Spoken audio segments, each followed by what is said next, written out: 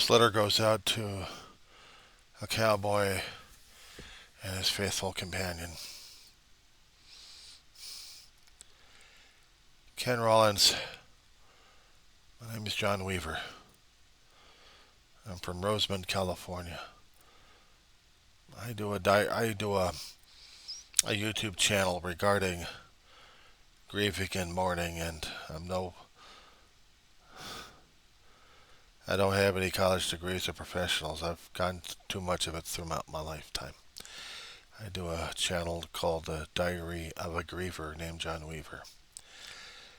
In it, I talk about my own personal experiences of losing family members of all sorts. It didn't matter whether or not it was four-legged or two-legged. It still rips a hole out of your gut, and sometimes special ones don't take long enough to heal up before you lose another family member one way or another. It's hard as hell to lose a best friend. It's hard enough to see him grow old and God calls him home. Worst part sometimes is when you have to force the recall notice when you go to the animal doctor. The cabinet that you see on my left-hand side, I've got several of the friends of the family members that we had to take to the vet or passed away before they went to the vet. Pictures on the bottom. My mother back in 2013, big brother back in 2018.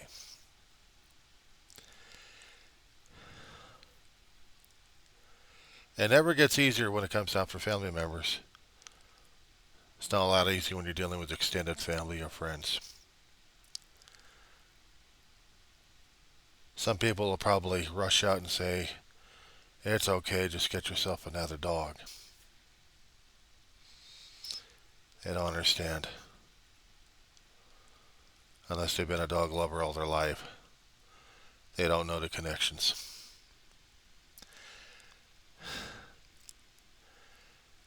I've had a lot of special ones myself. Samoyed Husky, white, show dog a long time ago.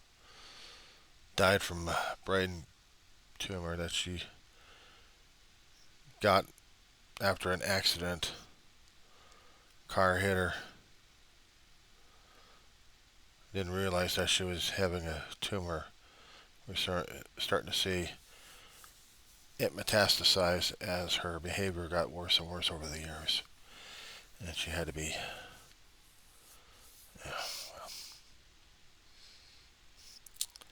it's never easier after that when the first one comes.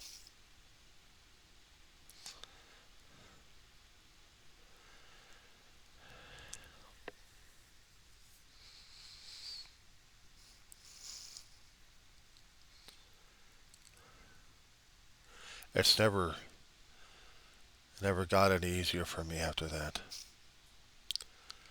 Too many of my own special friends passed away like that, and it was just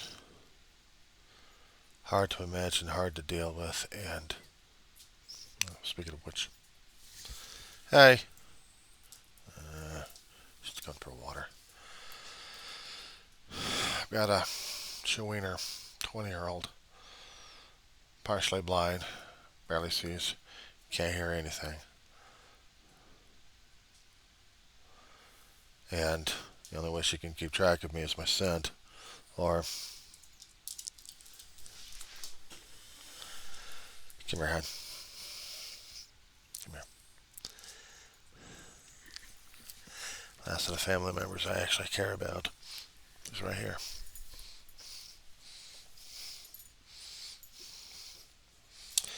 Yeah, I hear you, Mom. I hear you. Yeah. She's been with the family for a long while. A lot of years.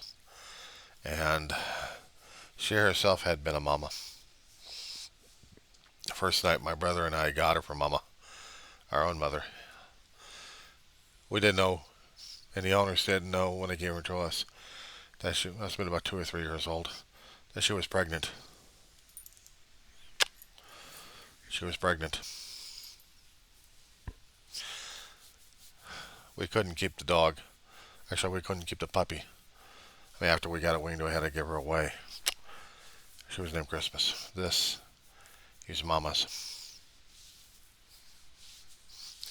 There used to be a little girl, but we called her Mama's until she responded to that more often. Yeah, I know. Tell me about it, babe. I'll be there shortly.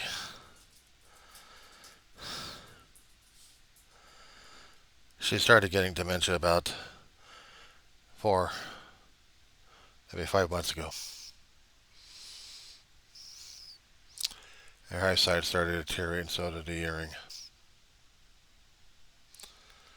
I don't know how long she's got, but I take it a day at a time. That's all I can do.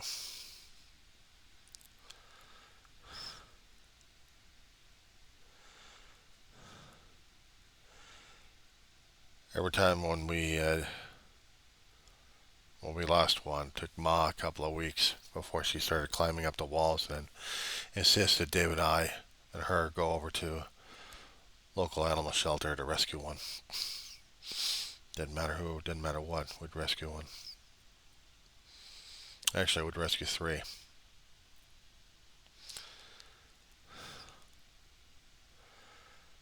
I don't know if I'll be able to deal with that one or not when it's her time.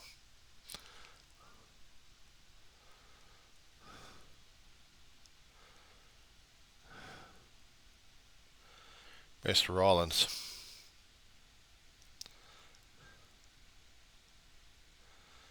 I take death very personally. Too personally. They can tell me all the things about what the good book says. Till you've been through the process, it's never fun. Even thinking about it until you go through it, and then it's even worse.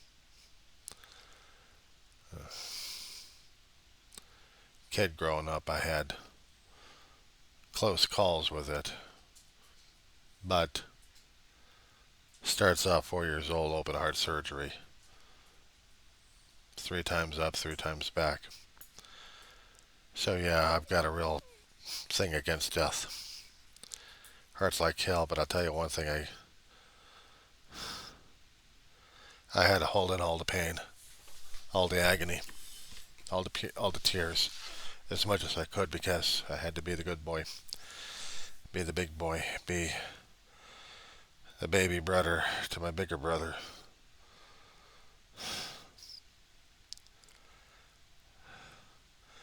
Dealing with death and dealing with grief is a personal, precious thing for each of us to process. I can try to throw in all the academics I know about it until you've gone through the process yourself. Losing people and losing pets never gets any easier. A member of your family, someone close and vested, integral.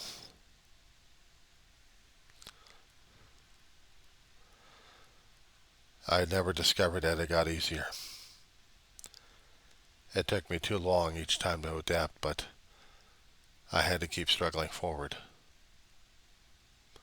doing the things that's necessary, even taking time from the things that matter the most. Because some things you just have to do.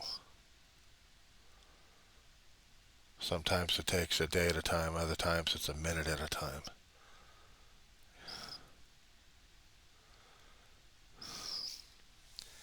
You've probably had some of those as well. And you probably hated every single one of them too. It's hard to try to find logic in it. Unfortunately, we're dealing with a universe that has different ideas of what logic is supposed to be and what what's fair, what's not fair. But this never gets any easier. I wish it could. I wish the present was easy enough for us to just laugh the thing off. The problem is, in that kind of an attitude, there's no vestment. There's no putting yourself into that being's life and not expected to feel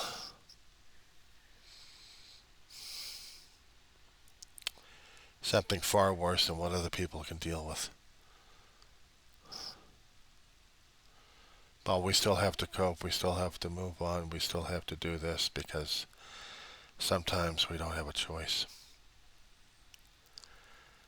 And we have to keep smiling because if we don't smile, we're crying our eyeballs out left and right. We get triggered too many times and it becomes more than what we can bear. I've come across stories of people who just couldn't deal with it any longer. I know that feeling, that threshold there. And some people die of broken hearts. Other people take their lives.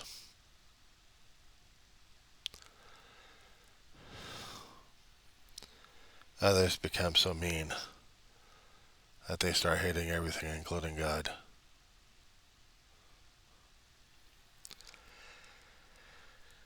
We hit you over our limits, Mr. Rollins. I've had a relative who lost her husband while I was just knee-high to a duck. And I couldn't understand her anger and her pain because the kid doesn't know. All the kid sees is a aunt torn apart because she lost her husband that she'd been with for decades, been the love and joy of her life. I never knew if she actually had any kids or not. I know my grandmother did, and the aunt and my grandmother were sisters, the aunt being the eldest of both, about 2 years.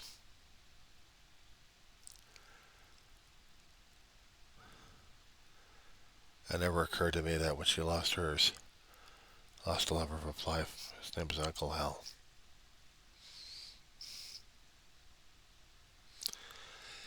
He was quite a character. I met him only once in my life.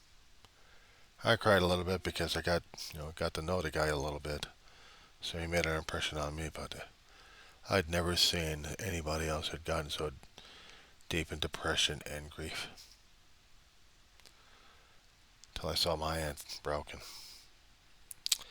One day I cleaned up on her lap.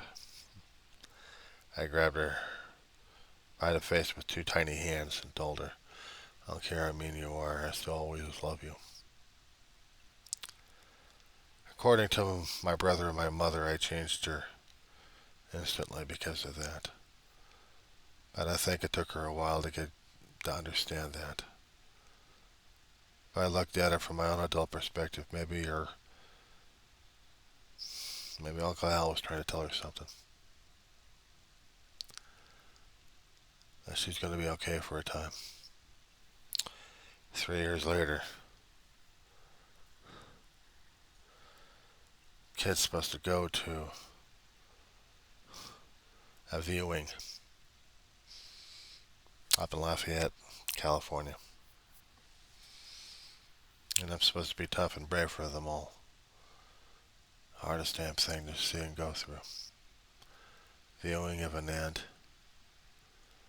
and the funeral. Worse was the plane ride coming back home. I think I bought it on that plane right next to my grandmother. I don't remember much happened to what after that. how I was dealing and handling the pain like that one there. But several months later, my grandmother is in bed with a stroke, half her side. Ma and I are trying to do the best we can to take care of her while I'm going to school. But I had a dream that my aunt came back to see me, apparently to thank me. She came to me in a dream, and I fought like hell at school to keep back the tears as I was trying to learn something. I don't remember what the lessons were. All I remember is holding the tears back until I got home and had to hide in the bedroom. Because I just couldn't deal with it.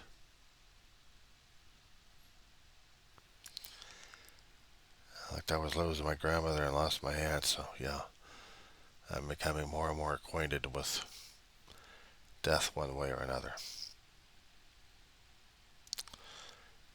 Mr. Rollins, I'm 58 years old. I'm still in my diapers. I've seen my fair share of it. I've seen friends die. I've, I've seen family friends die. I've seen family members, four-legged, pass away.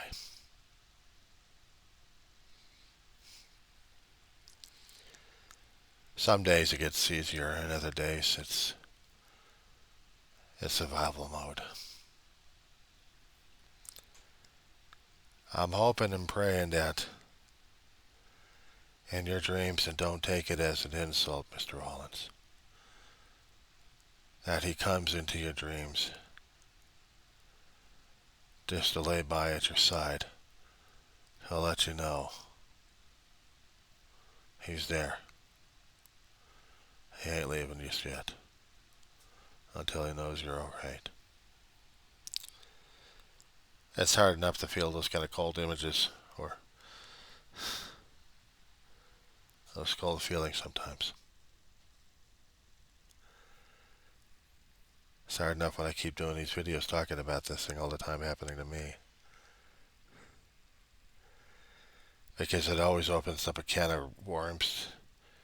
Next several hours I'm going to be waking up crying my eyeballs out left and right. And then I have to seek human comfort just to talk about the issues. Yeah. Speaking of which, my own is calling for my attention. Mr. Rollins, we will talk soon. Maybe we'll talk food.